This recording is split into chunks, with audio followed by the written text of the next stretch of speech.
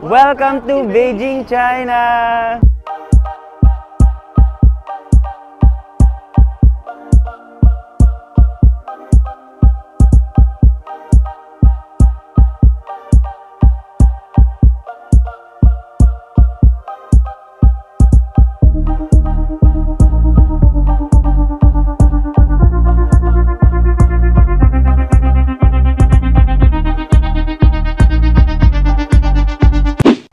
Hi guys, good morning. So, check out na natin dito sa Beijing.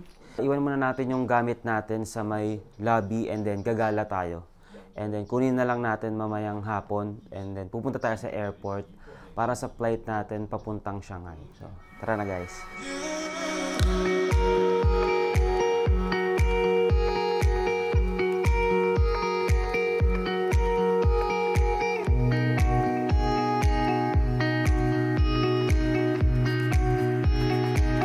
Nakapag early checkout na tayo dito sa Green Tree Inn. So, kunin natin mamaya yung luggage natin. So, ngayon punta tayo sa Forbidden City and sa Tiananmen Square. And then mag-Beijing Zoo tayo later. Papunta na tayo sa Shilehe Station and yun, doon ulit tayo sasakay since doon tayo sasakay ng train since dito malapit yung accommodation natin. So, medyo may struggle lang pala sa pagbili ng ticket. 'Di ba pag sumasakay kasi, 'di ba kailangan ng yung parang single journey ticket nila, parang MRT sa atin. So, ganun din dito, puro halos single journey lang yung nakikita namin. Hindi ko lang alam kung parang merong reloadable na card tas ayun yung gagamitin mo na card lagi, parang ganun. So, ang ginagawa lang namin, sinesearch lang namin kung saang station kami pupunta. Tapos pumupunta na lang kami sa parang counter doon at rekta na lang kami bumibili sa counter. Marami silang kiosk dito, kaso lang yung kiosk, pag bibili ka ng ticket, kailangan i-scan yung ID card. So parang ID card na tinatawag nila dito. So para sa atin, para siyang national ID. So ayun, so wala naman kami ganun. So hindi kami nakapag-proceed bumili sa kiosk. So ang ginagawa na lang namin, nag-aano na lang kami, nagpo-purchase na lang kami directly dun sa counter mismo ng kung saan station kami galing. So, ngayon mamaya papakita ko sa inyo yung kung paano kami nagpo-purchase ng ticket. Tara guys.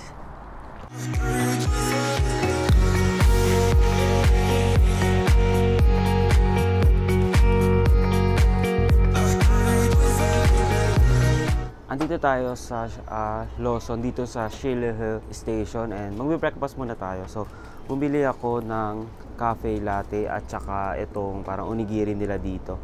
Try natin. Tuna flavor. Yung ano. 他们有的人家都用微信的。 No Alipay, no Alipay. Ano yung business hours? Hanggang 21 lang sila. 9. Tama? Kasi umuwi tayo dito ba laging past 9. So, andito tayo sa Shilehe Station. So, pag nabili tayo ng ticket, pinapakita lang natin yung station kung saan tayo pupunta. So, for example, dito sa app na to, sa Beijing, parang Beijing Subway app. So, ito. So, nilagay ko kung saan tayo galing. Since Shilehe Station tayo, and then pupunta tayo sa Tiananmen Square. So, nilagay natin dito yung station na malapit sa Tiananmen. So, ayan na. So, makikita na rin natin agad yung kung magkano yung fare at saka kung ilang yung station yung dadaanan at kung saan tayo magta-transfer na line. So, kaya mas madali na lang. So, dito tayo sa counter mag-aabi. So, tara, try na natin. At yan. Yeah, 3.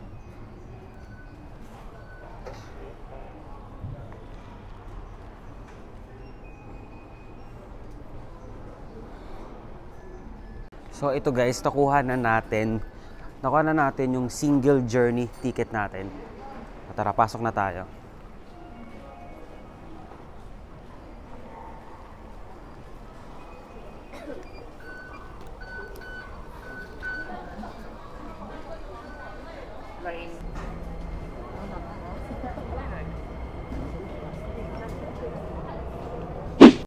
Yun guys, so dito na tayo sa Tiananmen station and sobrang daming tao, rush hour ngayon. Ayun guys, teka lang. Lalabas na tayo ng station.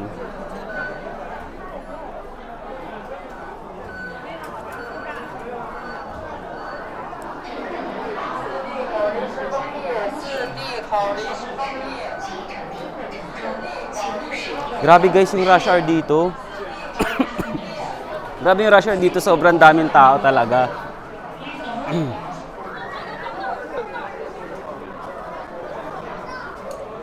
Ang daming tao guys, parang siyang ano, parang pila pala siya. Ewan ko kung papasok to sa parang ano, museum nila dito. Sobrang haba ng pila. Ayun, parang dito yung end ng pila sa building na to, papasok na to. So yun guys, mali tayo na napasukan. So kailangan nating bumalik daw kung saan tayo galing. So nagtanong tayo sa isa sa mga parang security nila dito and kailangan natin bumalik kasi ito palang napasukan natin, entrance ng parang museum nila dito. Sa Tiananmen tayo pupunta. At saka may ano kasi, may mga reservation kasi yung National Museum nila dito. So hindi ka basta-basta din makakapasok. So, dito tayo guys nakapila papasok sa ano, sa Tiananmen Square or dito banda sa Forbidden City. So sa labas lang naman tayo.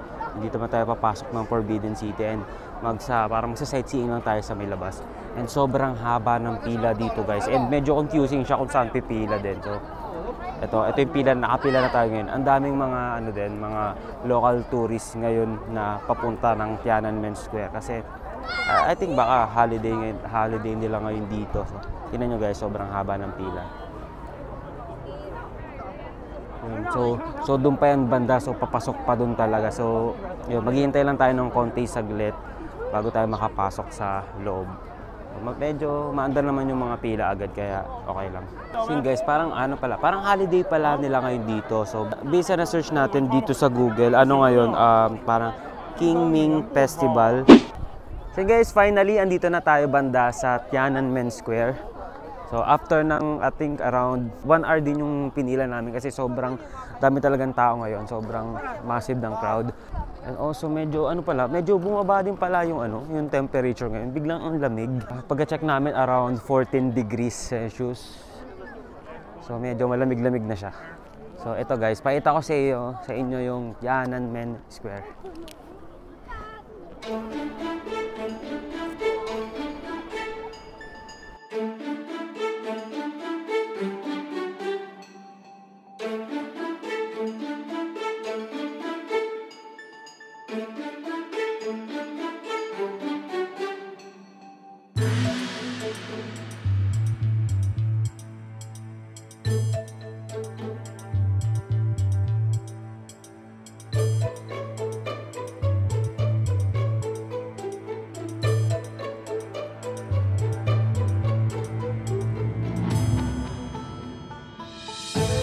Andito tayo sa Tiananmen Square or Tiananmen Square. So, di ko alam kung tama yung pagkakabigkas ko ng word na yun. Pero andito tayo. So, located to dito sa heart of Beijing.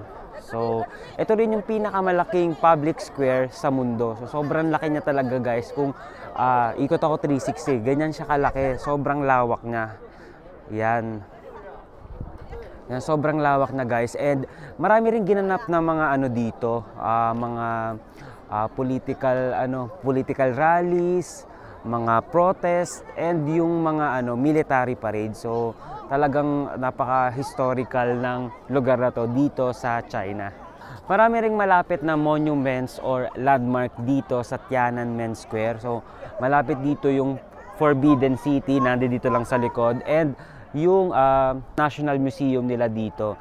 So marami pang ibang mga nakapaligid dito na walking distance lang, pero dahil nga sobrang laki ng lugar na to dito, medyo marami or mahaba talaga yung mga lakarin. So pag nandito kayo sa China, so make sure lang na ready yung mga yung mga pang walking shoes nyo kasi talagang lakaran dito, lalo na pag pumasok kayo dito sa may Tiananmen Gate papasok sa Forbidden City.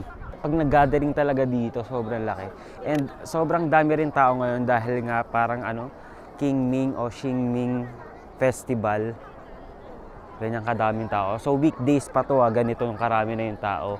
O paano pa kaya pag nag-weekends, di ba? So talagang sobrang dami niya.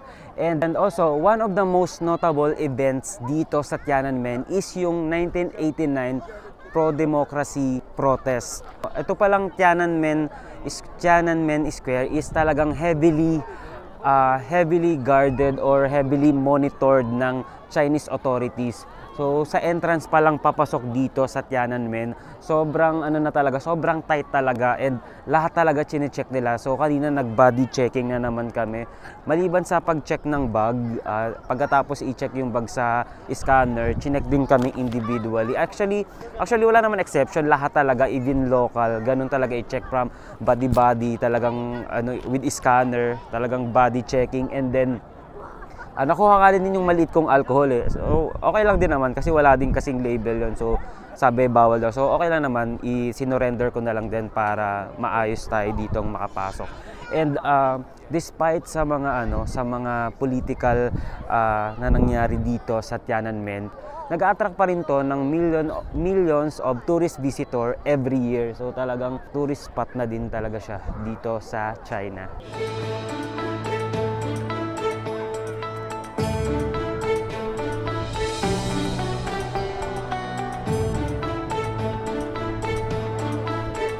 Itong Tiananmen Square, talagang ramdam mo yung mga security, talagang chine-check lahat, talagang mini-monitor lahat, and nakakalat yung mga security personnel dito na with body cam, yung mga ganyan. So talagang naman dito, safe naman dito, and talagang lahat naman ng tao na check bago pumasok dito sa Tiananmen Square.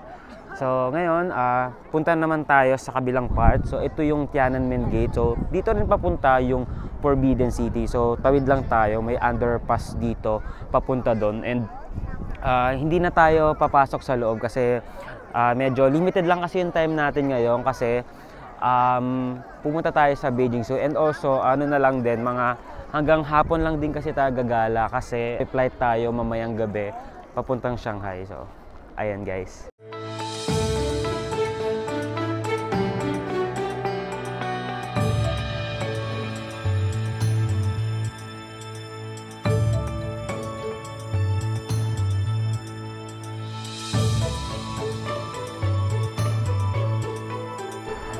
Ito pala yung map ng Tiananmen area. So napakalaki niya talaga guys. Andito na rin sa loob yung National Flag, Monument of People's Heroes, Chairman Mao Memorial Hall, and sobrang dami pang iba. So may guys, may entrance fee lang dyan So pwede nyo rin i-avail yan sa Klook, and you can use my Klook code is Steven Travels PH para to get discount din. So, ayan, pagkapasok nyo dito, mapapasokan pa kayo monument. So marami kayong papasukan. Susulit naman yan, and napakahaba niyan. And pag sa mga ganitong lugar, sobrang massive talaga ng crowd. So be ready lang din.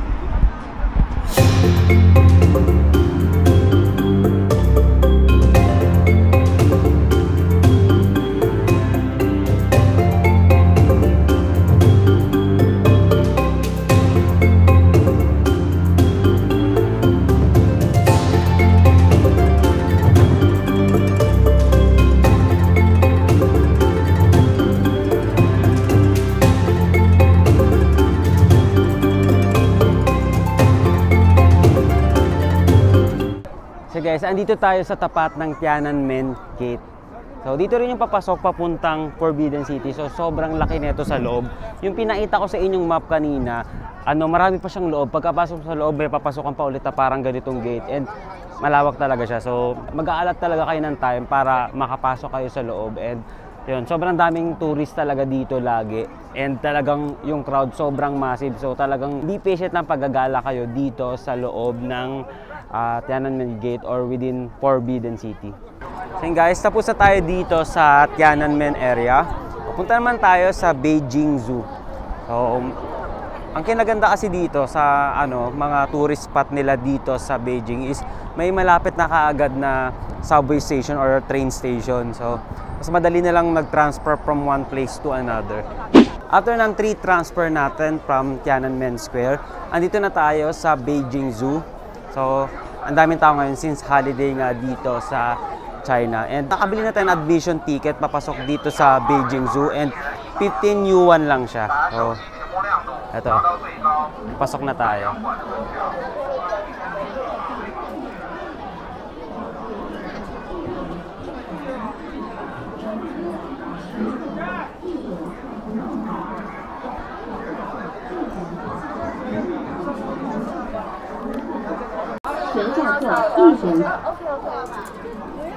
So yun guys, nandito na tayo sa loob ng Beijing Zoo. So, i-check nyo lang din yung travel dates nyo pag pupunta kayo dito sa China. Kasi pag ganitong nasaktuhan kayo ng mga holiday, sobrang dami talagang tao sa mga tourist spot nila katulad nung kanina sa Tiananmen Square.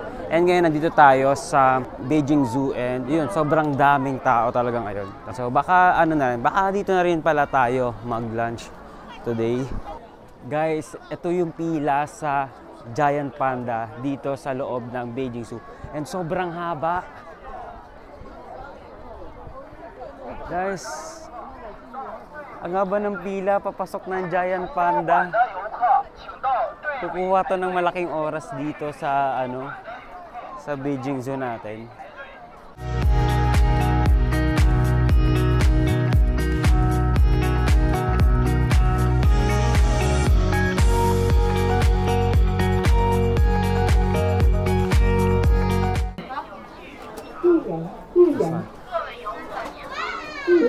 Sorry, only the zoo tickets. You need to buy panda tickets. Another ticket? Yes, another panda ticket. Where is the exit? Do you have WeChat? Huh? WeChat. WeChat? 有吗？WeChat. Alipay or cash? Do you have? Cash, yes. Yeah, How cash. much? 5. 5, yes. So, ayun guys, iba pa pala yung entrance fee sa iba pa, eto, 5.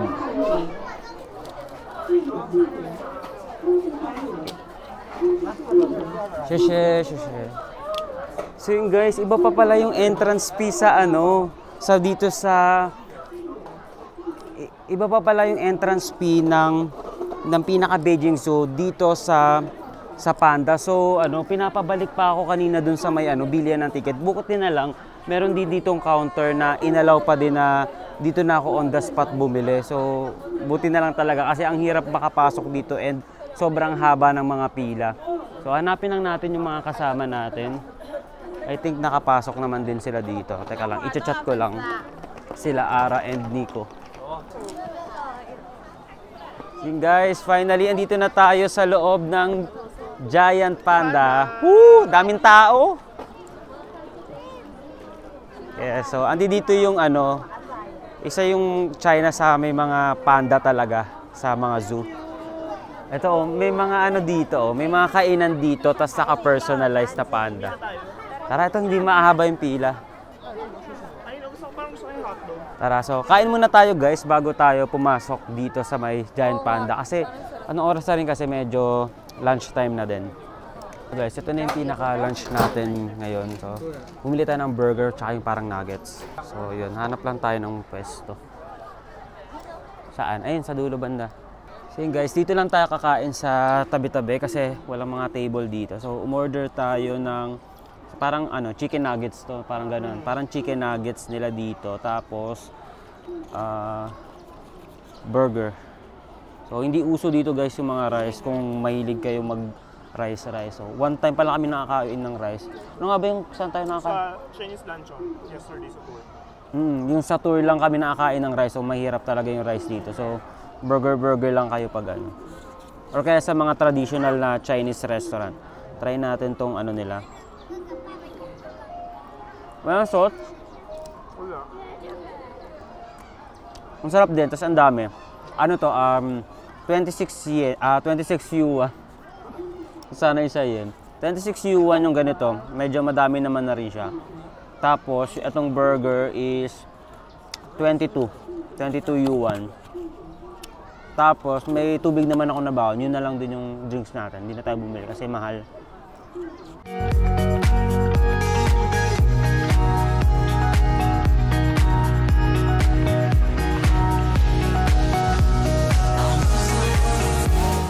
guys, tapos na tayo mag-lunch. So ngayon dito na tayo sa loob ng sa loob, and magche-check na tayo ng mga panda. Tara.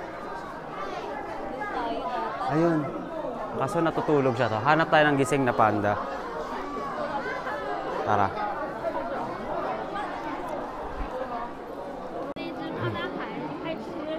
Ang cute niya guys, natutulog siya ngayon, yung panda. Nakataas pa yung mga kamay niya. Asan na ba ibang panda dito? Ayun siya. Okay, tulog din itong isang panda. So mga antukin niya yung mga panda. Maghanap tayo ng ibang gising na panda. Tara guys, silipin natin dito.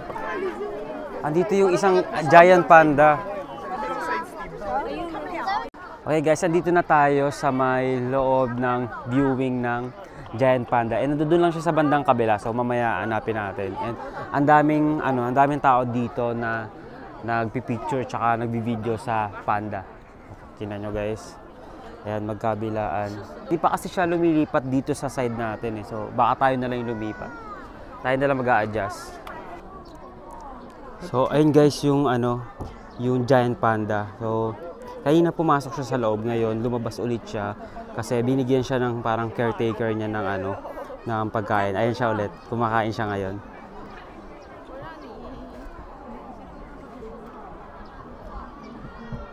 Ito pala yung profile ng panda dito. Ang name niya is Fuxing, or meaning ng name niya is Lucky Star. So ayun. Birthday niya is June 25, 2017. Ayun, nahihiya siya, nasa loob na ulit eh. Tara, mag-check naman tayo ng ibang panda dito. Ito, wala na.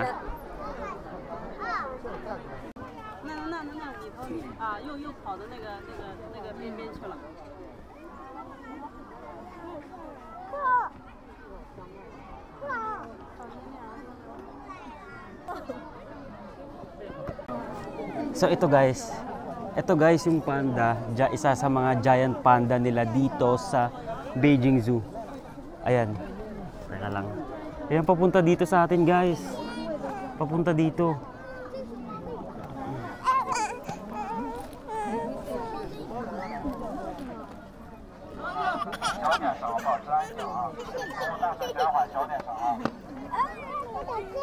Katatapos lang natin dito sa mga giant panda, and yung isang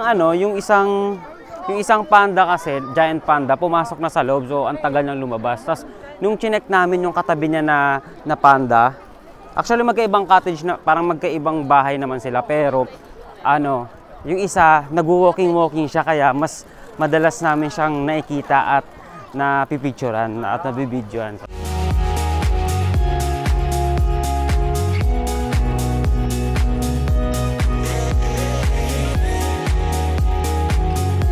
Sana yung sa Manila Zoo din natin, sana ganito rin tangkilikin ng mga tao sa atin.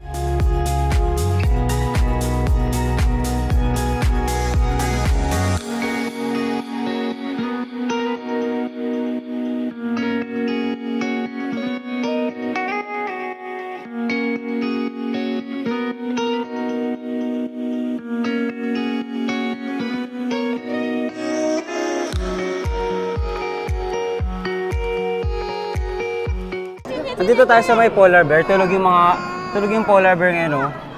At sobrang laki niya pala sa personal. Ito yung space na sobrang laki ng parang playground niya dito. Pero mag-isa lang siya. Tapos tulog siya ngayon. So ito naman guys yung isa, black bear.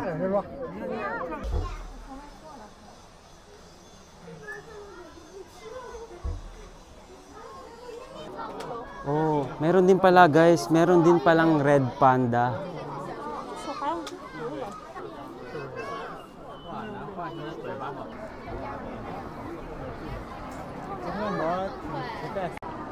Ito guys, meron din ditong red fox. Kaso tulog din siya, mahimbing yung tulog niya.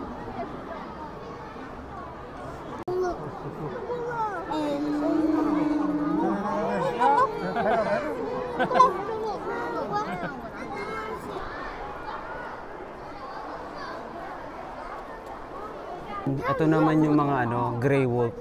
Para lang silang mga dog den. Yan, papunta guys yung gray wolf.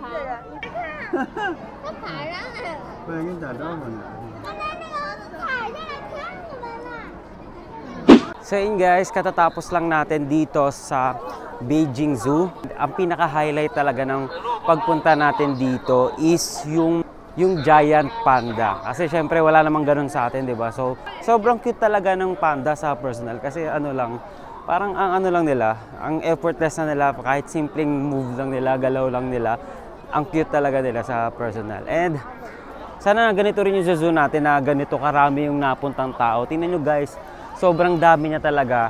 Simula kanina yan na umaga na dumating kami dito hanggang ngayon, sobrang dami. Lalo na pag nag-holiday dito, talaga nagpa-family day sila. Lahat naglalabas yung mga pamilya, yung mga magkakaibigan, ganyan. Tapos pupunta sila sa mga ganitong part. So nakakatuwa lang, no? So sana may ganun din tayo. Sana ma-utilize pa yung Manila Zoo natin. Pabalik na tayo sa accommodation natin and kukunin na lang natin yung mga luggage na iniwan natin doon and then pupunta na tayo sa airport para sa flight natin mamaya papuntang Shanghai. Tara!